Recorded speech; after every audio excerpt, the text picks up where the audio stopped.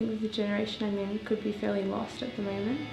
I just think it's a lack of identity, you know, all these different things like in media and, you know, different voices telling them different things.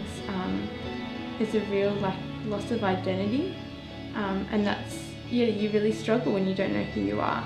I think he's broken completely for them, like his heart is weeping. It rips his guts out to see them.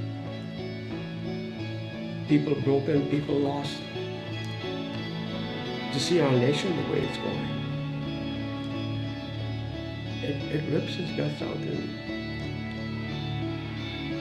being a child that wants to be close to him, I feel it too.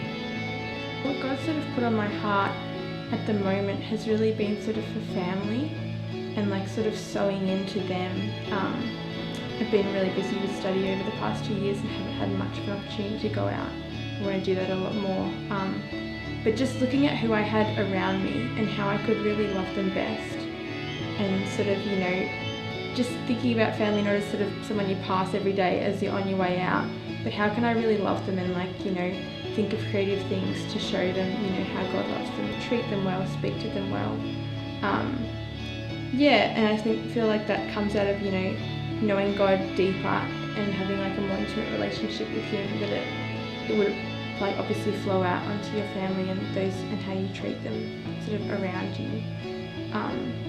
And yeah, I'm just asking God how He sees people at the moment, like anyone I see on the street, or if I feel a bit anxious or whatever, to talk to them, just not about how I feel, but going, God, you know, you love these people, you died for them, they're your lost kids, you know, how can I show that to them, you know, show me how you feel and I can operate out of His love rather than what I think I should do. And yet we walk by these people so casually, and we make judgments, I think, unconsciously perhaps, that they've heard the gospel and they've rejected the gospel. And yet even people sitting in church sometimes have not actually understood the grace and mercy of God and the intimacy of God that's available to them as Father. Because it's through God's saints, I think, that the world gets to see who God is. I believe that the Father wants me to love the people He's given me with His love.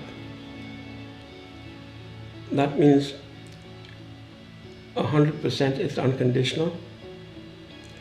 A lot of the time it's encouragement, a lot of the time it's correction, but I still love them. Because when I don't do what He wants me to do, or I hurt Him, He still loves me. And He doesn't take it out on me because I've messed up. And if I love Him and His love's in me, then I can't take it out on people who mess up with me. I have to love them. I have to look to what their future has, what He has in store for them, and work to hit what destiny He has for them. There's a sovereign move of God happening, and we haven't seen it before in our generation.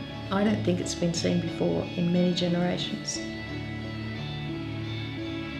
And it's the Father's heart moving in compassion for the lost, moving us in compassion. And you know, we saw that Jesus was moved in compassion, and then the kingdom became evident in supernatural healing and so on.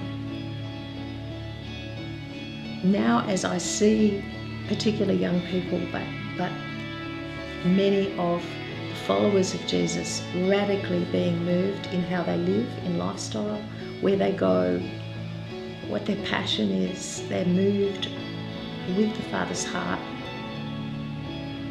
for those who don't know Him.